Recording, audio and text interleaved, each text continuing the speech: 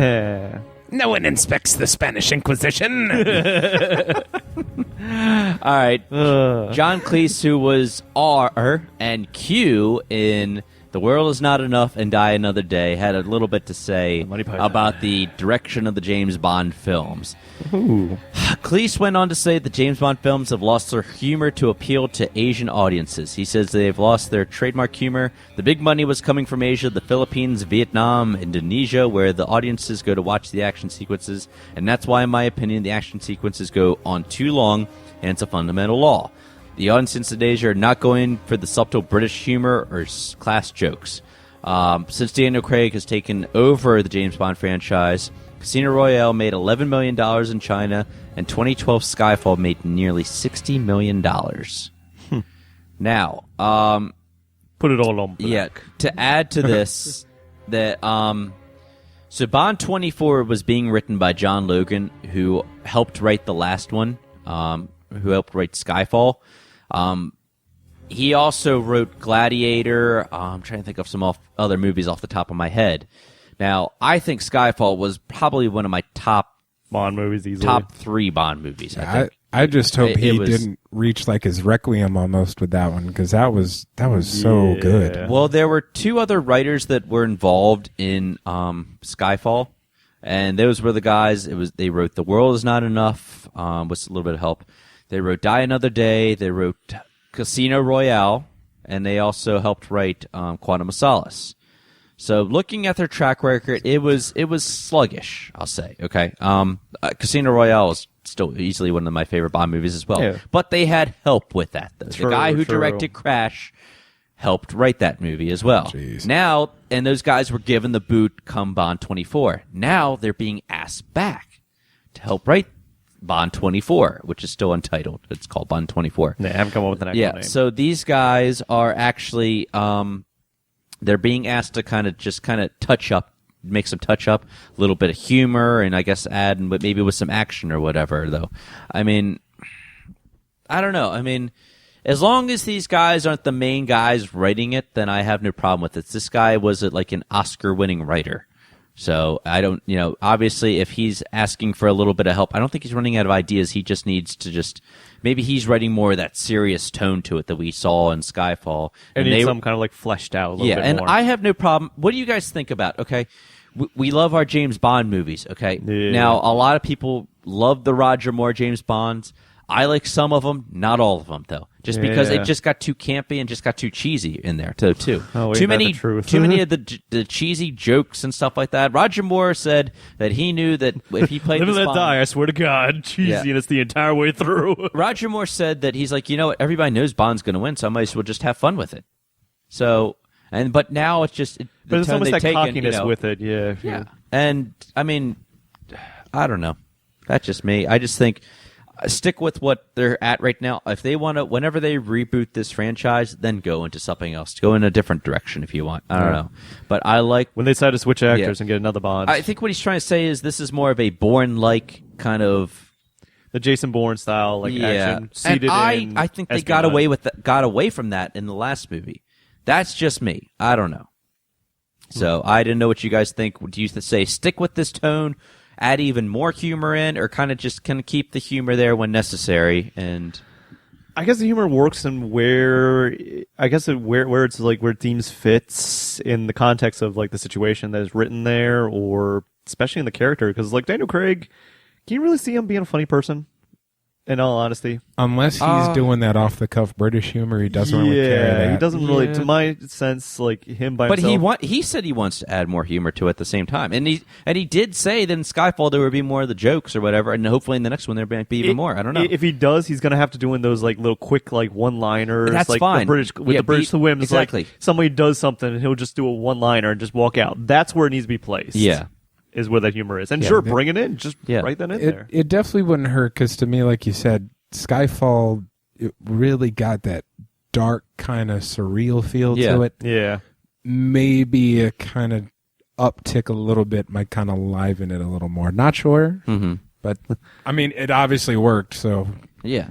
But so there's actually a lot of people that don't like Skyfall. I mean, I think overall, I think it's agreed that it was that good. Generally accepted. Yeah. I mean, I don't know. But a lot of people are like, oh, it's not the Sean Connery Bond. It's not the Roger Moore Bond, Like, sorry to say, you're not going to get Sean Connery. Don't get me wrong. I've loved Sean Connery to death. Yeah, exactly. But Sean realize... Connery wasn't out just saying, well, when I gave it to Pushy Galore.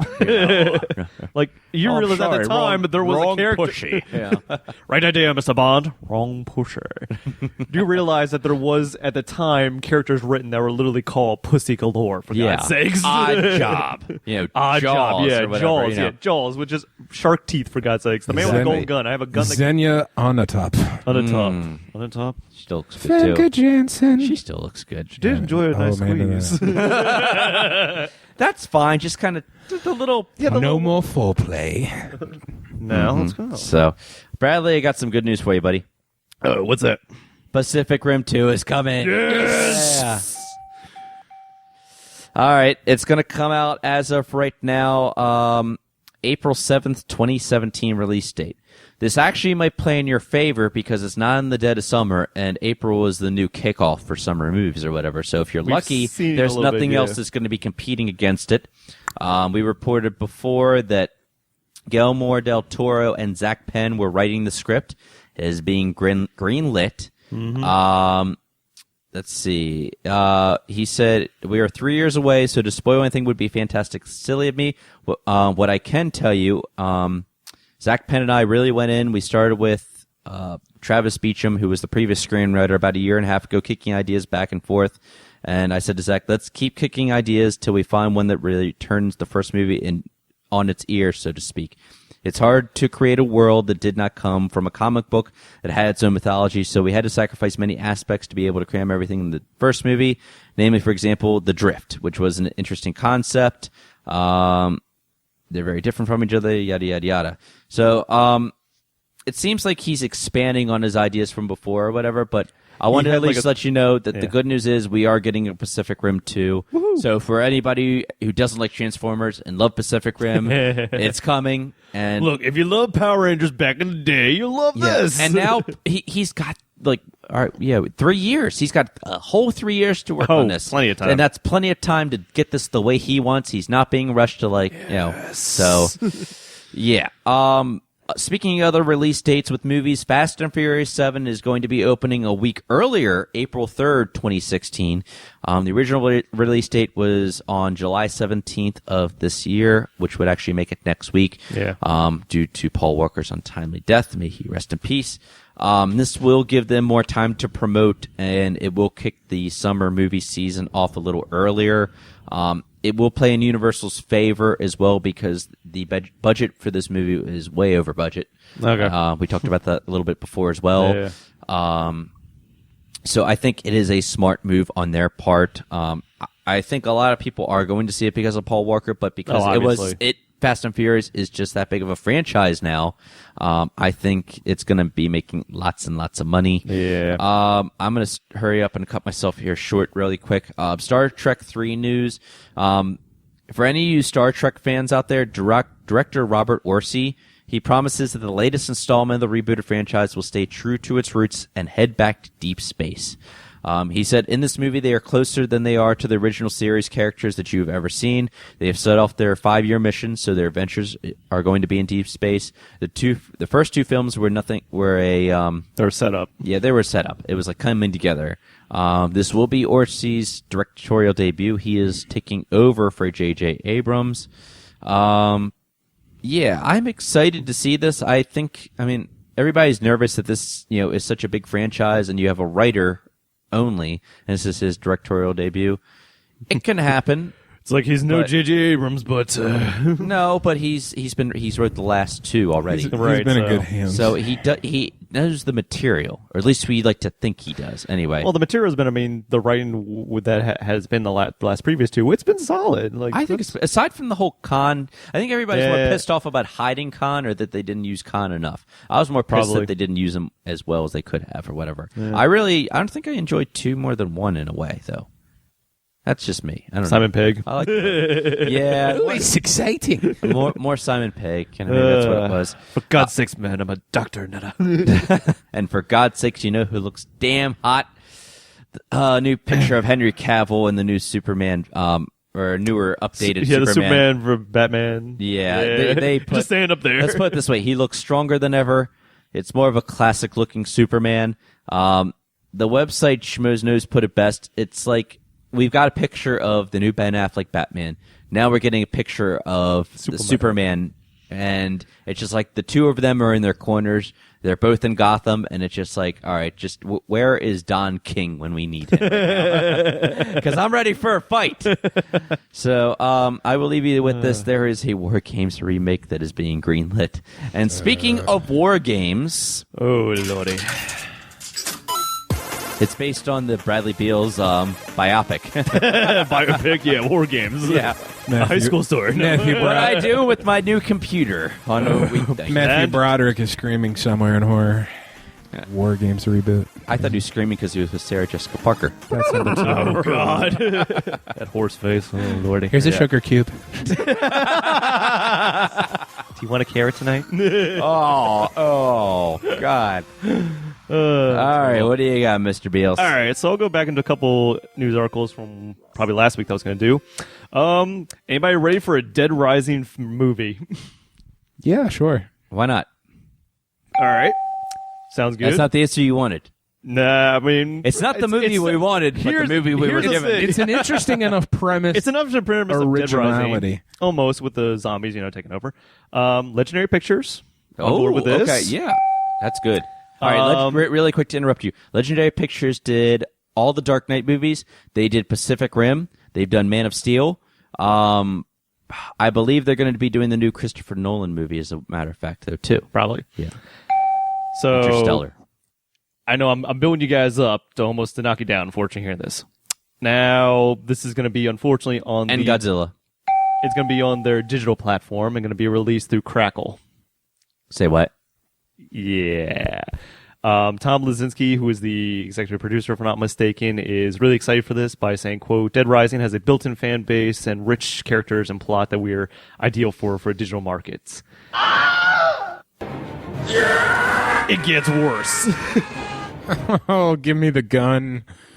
Just because they like the idea of what they're looking to do is make it a large-scale zombie outbreak focused on 4 character leads, leading to a root cause behind a government conspiracy. How's that not sound like every other zombie movie out there? Because last time I checked, Dead Rising is a game about dressing up in a Daisy Dukes outfit, going around with a chainsaw strapped to a sledgehammer, and just spinning around crazy, killing as many zombies as you could, then jumping on a tricycle and wheeling out of there. That's Dead Rising to me. This sounds like the most boring zombie thing I've ever heard in my entire life. And most generic, too. Yeah, I was at least hoping for, at least the Frank West, random reporter dropped onto a shopping mall. And Yeah, seriously, he's like, I covered wars, so I'm going to cover a zombie outbreak. Yeah, that's great. I would have taken that. But 4 lead characters thrown into a zombie That sounds like Left 4 Dead. That doesn't sound like... But a government conspiracy, I'm like, that's Left 4 Dead. This clearly tells me these guys have no idea what Dead Rising is. All they see is, this has a large fan base. Let's exploit this. And they're going to be doing it through Crackle, which is Sony Pictures, digital market, which who uses that? If anything, put it on freaking Netflix. Why? Well, I'm disappointed. Is this a direct-to-DVD, maybe? This is just going to be a direct-to-digital, and then it will come out, obviously, in other formats, obviously, But it's DVD not gonna, formats. Yeah. Crackle's getting it first, but... Yeah, what? All right, Crackle's owned by Sony, correct? Yes, Okay. if I'm not mistaken. If Sony cared that much about it, Columbia Pictures would be releasing this on the big screen. Yeah. Yeah. When But- Sony doesn't like a movie, it usually goes to Screen Gems, That's... which is Yeah, and so- then it goes to... Which is in why... this case, it's Crackle. Which is interesting because we've had actually some pretty good digital places with, of course, video game adaptations, like the latest with the Mortal Kombat series that was put out. Yeah. That was actually legitimately good. Okay. I can't think of another one off the top of my head. Halo's Forward Unto Dawn. They did right before Halo 4. That was really That's good. actually really good. It's on Netflix. I do have to say, probably in my opinion, the dullest point of that film was actually when Master Chief showed up, because he was so generic for him. Like, I am Master Chief. I will solve all your problems. Like, I really don't care about you. I care about the cadets who are about to die. Guys, get in the car. I'll do all the work. Yeah, basically. Forward on to Dawn, if you haven't seen it, it's on. I think it's still on Netflix right now. It's actually a really good adaptation of like the Halo series, and I just